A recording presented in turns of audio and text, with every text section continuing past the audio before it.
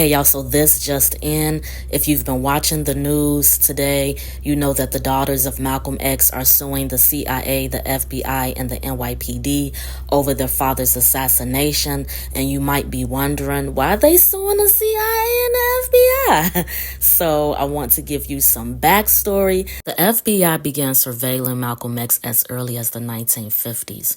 On May 1st, 1955, 3 weeks before his 30th birthday, Malcolm was in Lansing, Michigan, when a woman who was unimpressed at a meeting called the police to advise them on Malcolm's activities, and the police delivered that message to the FBI. On New Year's Eve of 1956, FBI Director J. Edgar Hoover requested permission from the Justice Department for increased technical surveillance, or wiretapping, on Malcolm, and copies of the request were sent to the State Department and the CIA.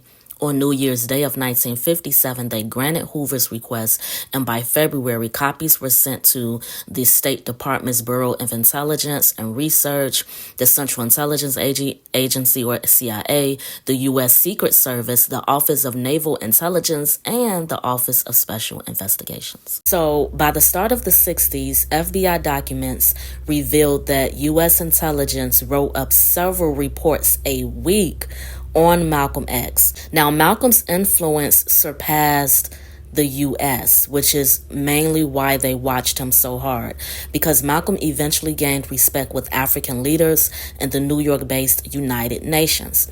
This is what got the CIA concerned, because Malcolm's influence led African leaders to invite him to take part in their political decisions. Now, the NOI, or Nation of Islam leader Elijah Muhammad, also disagreed and restricted Malcolm's political activities.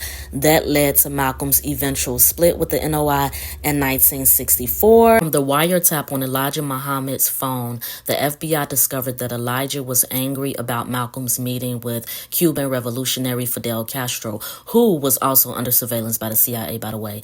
And they said Elijah seemed worried that the American government would try to link the Nation of Islam with communism and decimate the organization like it did in 1942.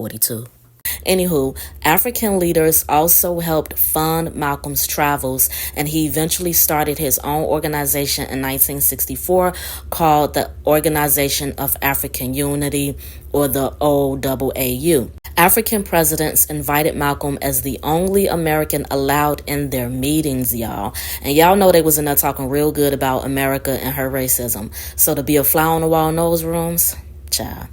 So the U.S. intelligence made several attempts on Malcolm's life, starting with shooting up his office in 1958. Now, the NOI also had undercover agents, just like the Civil Rights Movement had.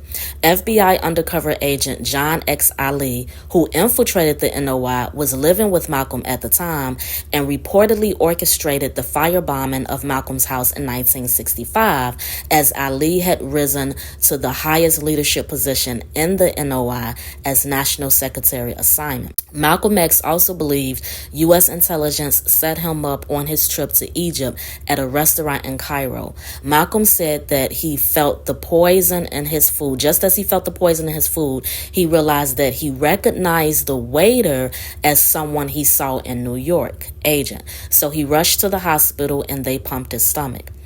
And a high-level African diplomat later said that the French counter-espionage department reported that the CIA planned Malcolm's murder, and France barred Malcolm for fear of being scapegoated for the assassination. A final thing.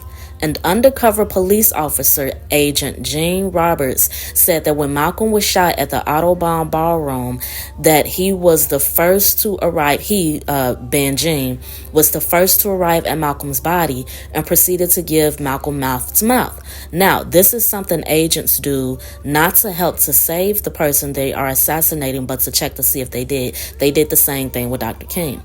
The reason he ran over there first, even before Malcolm's own wife, Betty, was that he was also secretly checking Malcolm's vital signs to confirm that he was dead. Now, remember, Betty Shabazz was a nurse at the time. So after she was screaming and everything, covering her daughter's faces, because remember the kids was there, she ran toward Malcolm and someone grabbed her.